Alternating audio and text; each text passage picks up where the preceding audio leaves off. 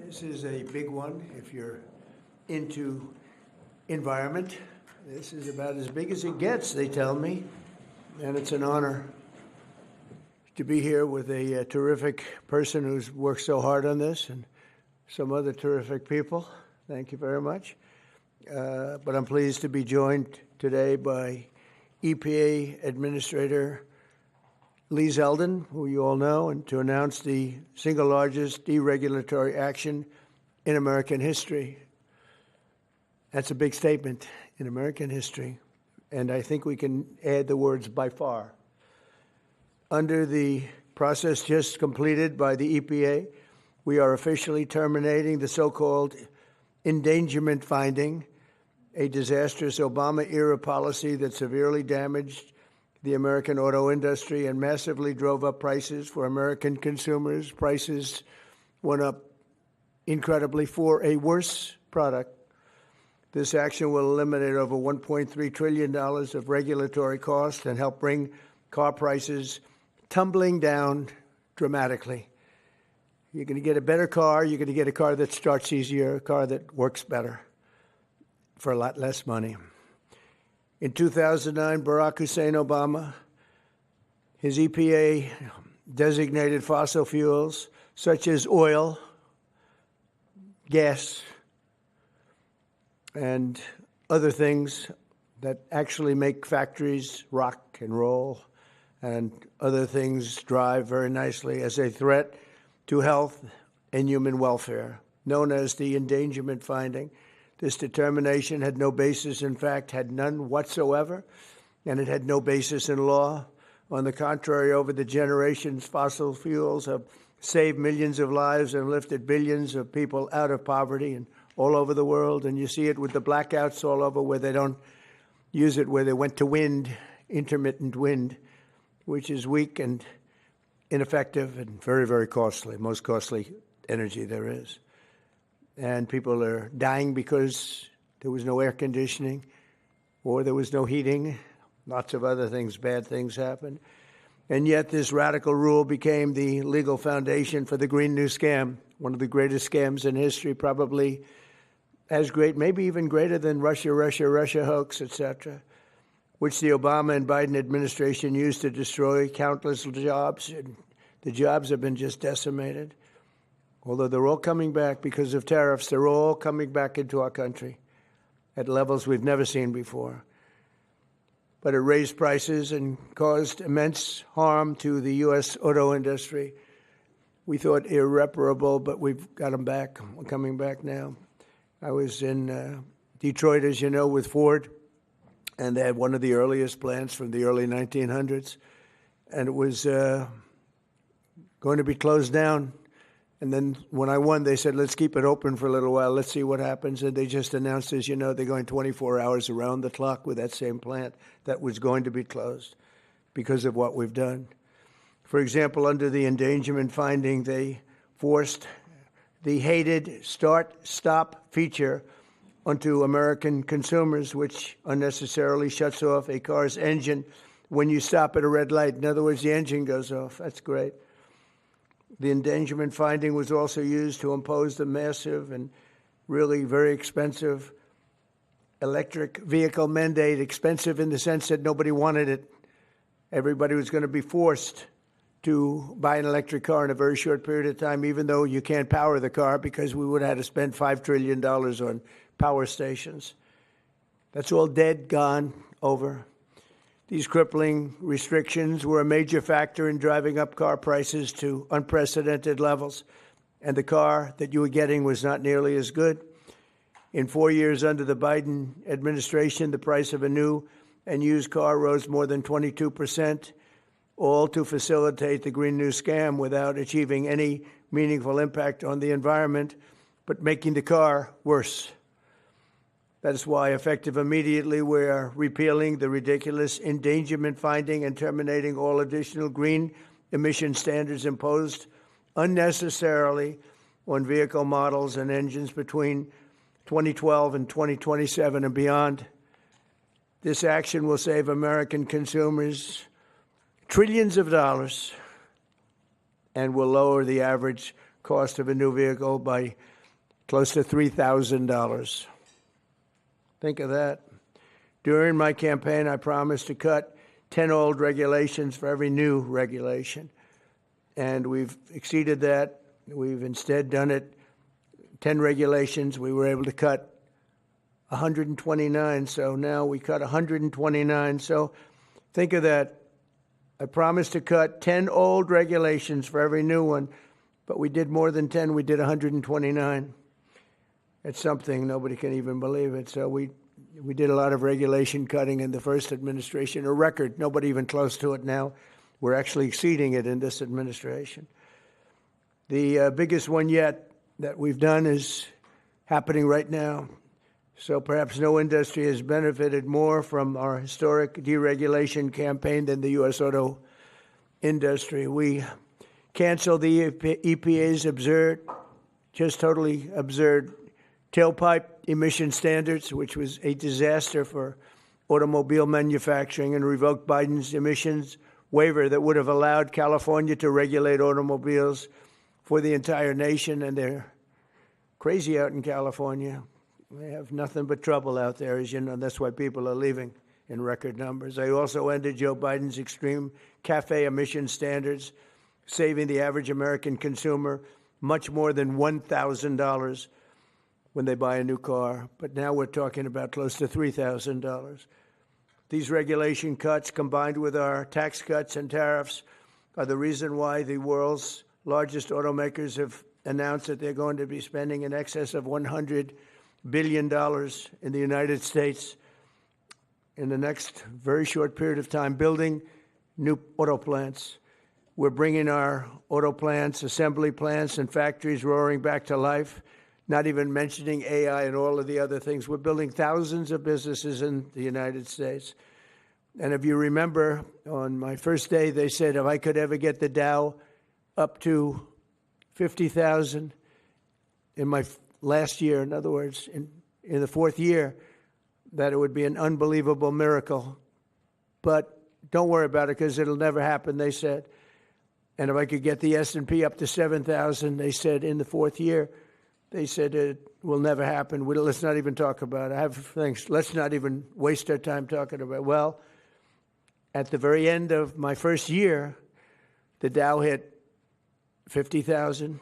Now it's over 50,000. And 3 days before that, the S&P hit 7,000. So we didn't have to wait till the end of the fourth year. We just waited till the end of the first year. We've never had a country in a position like this, and a lot of it's due to tariffs, and a lot of it's due to the fact that we had a great election, and a lot of good things have been done. One of the good things I did was put Lee Zeldin in charge of our environment. So I'm going to ask Lee to say a few words. Thank you very much. Thanks, Lee. Thank you, Mr. President. This is a big deal. Under President Trump's leadership today, the Trump EPA has finalized the single largest act of deregulation in the history of the United States of America.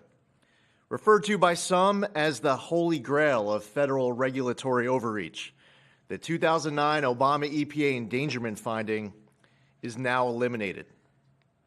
This action will save American taxpayers over $1.3 trillion. What that means is lower prices, more choices, and an end of heavy-handed climate policies.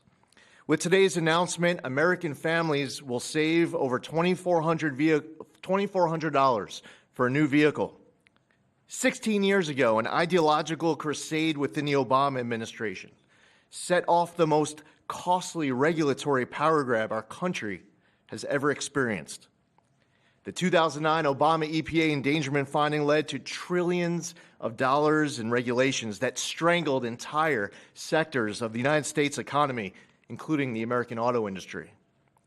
It claimed new powers over the vehicles we drive, even though the best reading of the Clean Air Act clearly states otherwise.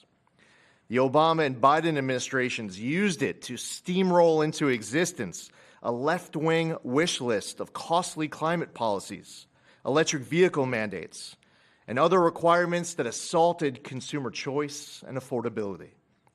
And who paid the biggest price? hardworking families, small businesses, millions of Americans who just want a reliable, affordable car to get to work, take their kids to school, or go to church on Sunday. The endangerment finding and the regulations that were based on it didn't just regulate emissions.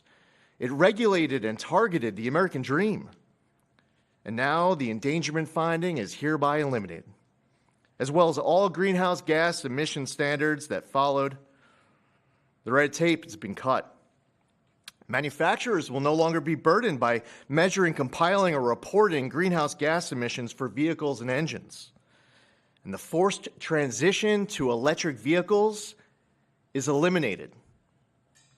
No longer will automakers be pressured to shift their fleets towards electric vehicles, vehicles that are still sitting unsold on dealer lots all across America. And as a cherry on top, we are ending the federal government's push to get manufacturers to install that Obama switch, the almost universally despised start-stop feature. There will be no more climate participation trophies awarded to manufacturers for making Americans' cars die at every red light and stop sign. It's over, done, finished. Under President Trump's leadership, vehicle manufacturers can once again build what Americans want, not what politicians and bureaucrats in Washington demand. President Trump campaigned on reviving the auto industry, and he continues to deliver win after win after win, ending electric vehicle mandates, getting rid of the Biden Cafe standards with Secretary of Transportation Sean Duffy, and securing massive new U.S. manufacturing investments and all of the jobs that come with it. Affordable cars mean opportunity. That means jobs, healthcare, education, and mobility, especially for working families and rural Americans who rely on their vehicles every single day. And this isn't just about making the American economy boom. It's also about restoring the rule of law, a fundamental principle of our great republic. For years, unelected bureaucrats twisted the Clean Air Act into something it was never meant to be. The Obama administration twisted itself into some kind of mental pretzel to invoke authority it didn't have and to sidestep Congress. They claimed that 6 greenhouse gas emissions from vehicles, some of which aren't even emitted from vehicles and trucks, contribute some amount above zero to global climate change, what they said endangered public health. But their wild web of mental leaps isn't prescribed in federal statute. The Obama EPA's House of Cards upended the best reading of the Clean Air Act, as well as 50 years of EPA precedent on what constitutes regulable air pollution. In the 16 years that intervened, the Supreme Court has established clear precedent in Loper Bright Enterprises and West Virginia versus EPA. And in light of these Supreme Court decisions and other developments, upon his swearing in last year, President Trump immediately tasked on day one submitting requirements, recommendations, research on the legality and continued applicability of the 2009 endangerment finding. And at Trump's speed, he wanted that research and recommendation turned around instantly. We looked at the Clean Air Act. We looked at what the highest court in the land had said, and we used a very simple metric.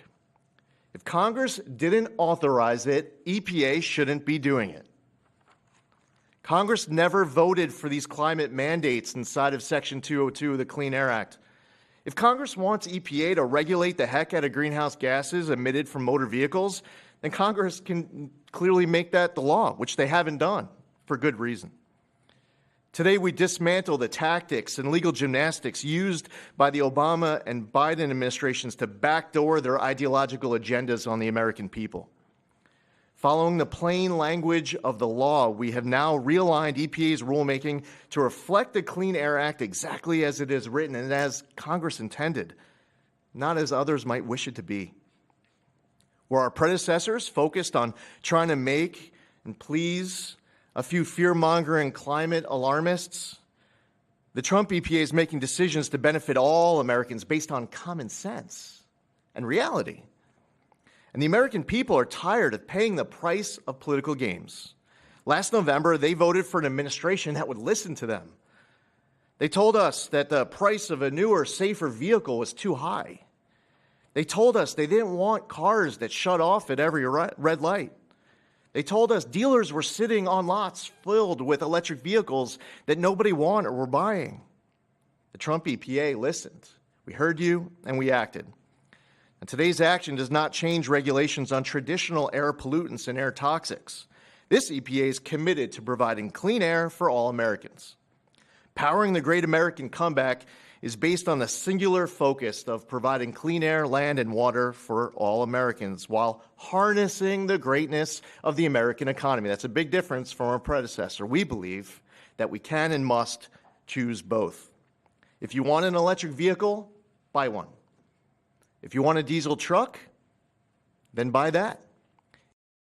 Powered vehicle or a hybrid, well, more power to you. That's what freedom and choice look like. We're restoring the rule of law, we're grounding policy in reality, we're giving power back to the American people. And we're bringing back the American dream stronger than ever before. EPA will never waver on its core mission of protecting human health and the environment, and this administration knows we can do that while ushering in the golden age of America.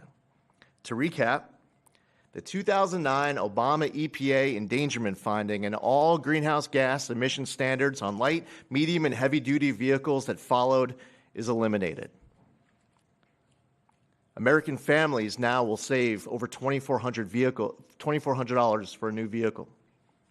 Today, the single largest act of deregulation in the history of the United States, over $1.3 trillion, the elimination of the endangerment finding is signed, sealed, and delivered. Thank you, Lee. That was long, but good. It was good. Maybe I should say great. It was great, and we appreciate it. Would you have anything to say, Russ? Please. Thank you, Mr. President. Literally no other president would have done this to get at the foundations of the Green New Deal, so tremendously excited that we are where we are today. Great work by Lee. I'm a little worried that this next year will be, EPA alone will be dereg east by the number of things that are going to come out of EPA. So great work to the team. $1.3 trillion in savings, massive historical opportunity. Thank you. Thank you, Russ. Please. Would you like to speak? You're worthy of it. Good man. Thank you, Mr. President. Today is a historic day led by President Trump's leadership. No other president, as Russ said, would have undertaken this and at the speed we did. It was a great team effort. This is the model of the Trump administration, everyone working together, mission aligned. And Lee is also working on cleaning up the horrible situation with regard to farm equipment. You could use John Deere as an example and other companies where tractors are unbelievably expensive and don't work as well because of all of the environmental nonsense that was put on them. Also excavators, any equipment like that, bulldozers, Caterpillar tractor would be a beneficiary, I guess, but the people are going to be a beneficiary because the equipment's going to be a lot less expensive, and it's going to also, most importantly, it's going to work much better, much better. So we're working on that immediately as we speak. We'll probably make it so that any of that equipment built in the United States will not have to go through this. If it's built outside, I think we'll probably leave the standard the same. If people are going to send us equipment, let them have that standard for whatever it's worth, which is not much. And I think that's a very big announcement, too, and we're going to see if we can get that done very quickly so that all of that equipment that we have made, including lawnmowers, et cetera, you won't have to go to the finest schools in the world in order to figure out how to operate it. Okay? So any questions, please? President Trump, thank you for this. And after this much-supported move to roll back the former EPA's endangerment finding, what additional steps do you plan on taking to scale back what many are calling climate industry scams? Specifically, and Secretary Zeldin knows about these wind turbines they're trying to bring to New York. Judges allowing them to be rebuilt right near your hometown in Jamaica, Queens. They're being called a national security threat for air traffic coming into the airport. What could you do to make sure these things don't destroy the environment? Well, we're trying to make sure it doesn't happen, and we've basically stopped all windmills in this country. It's the most expensive energy you can get. They're all made in China, a little bit in Germany, but mostly in China. And we're putting them all over our fields and ruining the fields and killing the birds and all of this. And the environmentalists say they like them, but they really are a tremendous eyesore. They've ruined. Europe has gone, as you know, Europe isn't even recognizable anymore between immigration and because of, environmental things like the windmills, which are taking over. The people hate them. The energy is by far the most expensive. And we're fighting very hard to make sure that they don't get built. I hope we don't have one built during my administration.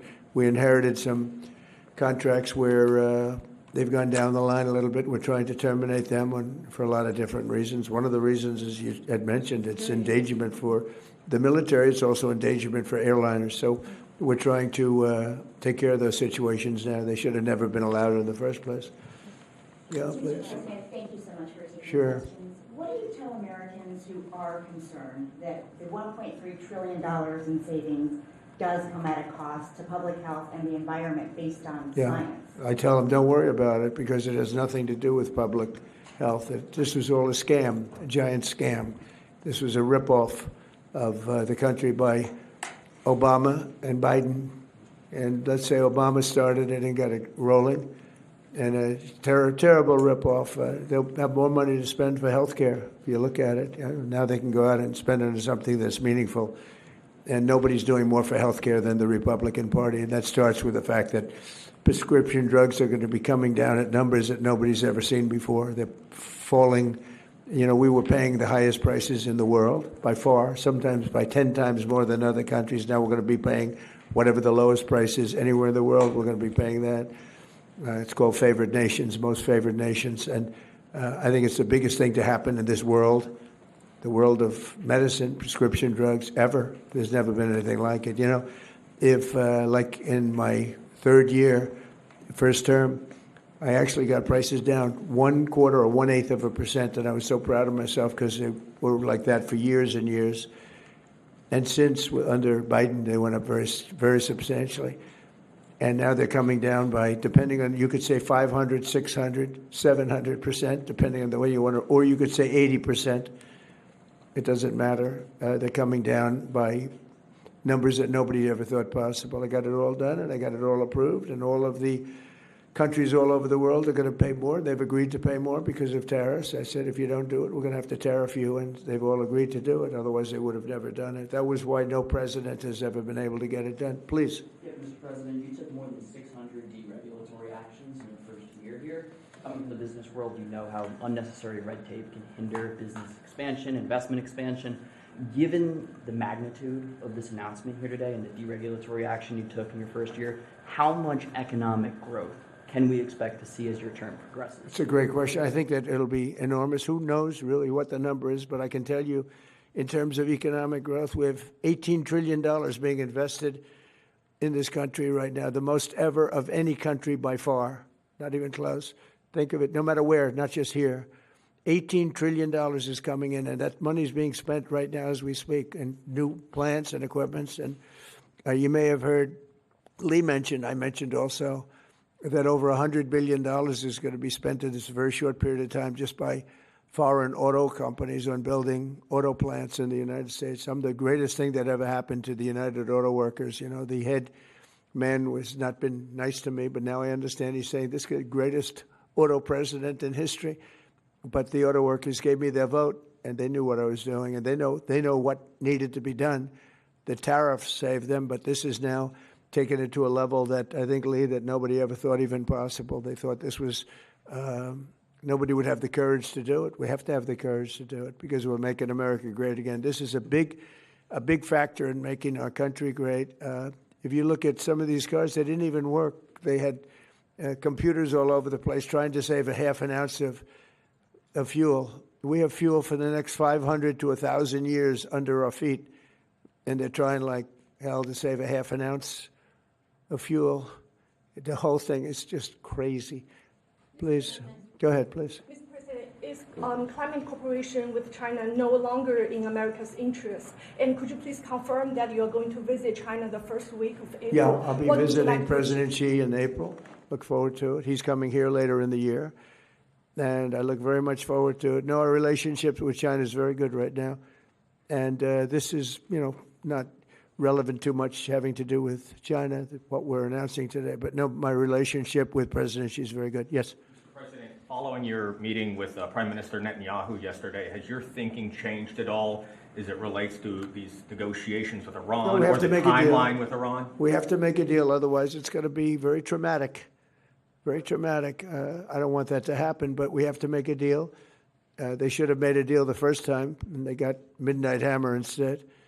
And this will be very traumatic for Iran if they don't make a deal. Look, if they don't make a deal, then it'll be a different story. But we had a very good meeting yesterday with Bibi Netanyahu, and he understands, but it's ultimately up to me. If the deal isn't a very fair deal and a very good deal with Iran, then it's going to be, I think, a very difficult time for them in the back. I guess over the next month, something like that. Yeah, it should happen quickly. They should agree very quickly. Yeah. Mr. President, we might be heading into a partial government shutdown. When was the last time you spoke with Chuck Schumer, and do you still feel Democrats are negotiating in good faith? Well, a week ago I spoke, but we have to protect our law enforcement. Actually, the Supreme Court gave a ruling, or one of the courts gave a very big ruling on masks, that you have the right to use them, for personal protection if you want. So I don't know how that interjects. They want our law enforcement to be totally vulnerable and put them in a lot of danger. They have some things that are really very, very hard to approve, frankly. As you know, it's only pretend. We had various of the other bills. That's all done, but we're left with this one. We have to protect our law enforcement. Very important. Please. Why does Prime Minister Netanyahu want you to stop negotiating with Iran? He is, you're saying stop entertaining, stop talking to them? Didn't say that. We didn't discuss that. I'll talk to them as long as I like, and we'll see if we can get a deal with them. And if we can't, we'll have to go to phase two. Phase two will be very tough for them. I'm not looking for that. Mr. President, there are currently 0 Israeli hostages left in Gaza because of you. Thank you for that. And now that the war is ending in Gaza and Israel, I wanted to ask, do you believe Bibi bears any responsibility for the security failures that we saw on October 7th? Well, October 7th was a rough time, and I guess everybody's responsible. It's you to look, but it was a terrible attack. It was a sneak attack. It was as violent as unfortunately, I've seen some of the results at levels that probably even you, good reporter, but probably you haven't seen. It was a horrible thing that took place. People were surprised. It was a surprise attack. Nobody saw that coming. He didn't see it coming. Nobody else would have seen it coming if they were in his position, I don't believe. But I can tell you he's been a very good wartime prime minister. He's been very strong. We've worked with him very well. We had tremendous success with Iran and everything else we've done. And he really has been. He's been, extraordinary as far as a wartime prime minister. Not easy. And, you have a president that refuses to give him a pardon. I think that man should be ashamed of himself. A pardon over this trial that's going on. The president of Israel, the primary power he's got is the power to give pardons. And he's not, he said he's given it 5 different times, but he doesn't want to do it because I guess he loses his power. I think the people of Israel should really shame him. He's disgraceful for not giving it. He should give it. But Bibi's been a great wartime prime minister, and I've been the best friend to Israel I think that they've ever had. A lot of people say beyond presidents that they've ever had, and we will continue to be. Yes, ma'am. Mr. President, voter ID polls very well nationally. Even the majority of Democrat voters want it. Right. So why do you think Senate Democrats are resisting the SAVE Act, and what is your strategy and realistic pathway to getting the SAVE Act passed to ensure free and fair elections for the next generation? It's such a great question. I appreciate it, actually, because it's called the Save America Act. We've changed the name. It's the Save America Act, and the Democrats are against it. I heard one of them say, we will stop the Save America Act. No, we're trying to save America. And it has to do with largely voting. And basically, it's got 3 very simple points. It's got voter ID, photo ID, but voter ID with a photo, right? It's got the confirmation of U.S. citizenship. You have to be a citizen. So you have a vote, you have an ID. That's about a 99% one. And I think 90% with Democrats. Then you have confirmation U.S. citizenship. That's about a 99% one with Republicans, about 86% with Democrats, except Democrat politicians because they cheat on elections. And then you have no mail-in ballots. And there would be no mail-in ballots, very important. You know, we're the only country in the world that does a system like we do. We're the only country in the world that has mail-in ballots. The way we do this is unbelievable. It guarantees cheating. So it's no mail-in ballots with the exception of disability, illness, military, or if you're traveling, you can get an exemption. You know, if you happen to be out of the country for a good reason, you can have an exemption. So with exceptions, it's no mail-in ballots, and that will assure the security of our crooked elections. We have crooked elections, yeah. Mr. President, have you fired or disciplined that staffer who posted the video from your account that included the Obamas? No, I haven't. That was a video on, as you know, voter fraud, and fairly long video, and they had a little piece and had to do with the Lion King. It's been very well, it's been shown all over the place long before that was posted. But that was a very strong, and I'm sure you saw it, a very strong piece on voter fraud, and the piece that you're talking about was all over the place many times, I believe for years. Yeah, please.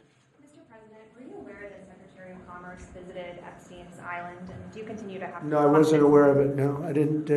I actually haven't spoken to him about it. I wasn't. But from what I hear, he was there with his wife and children. And I guess in some cases, some people were.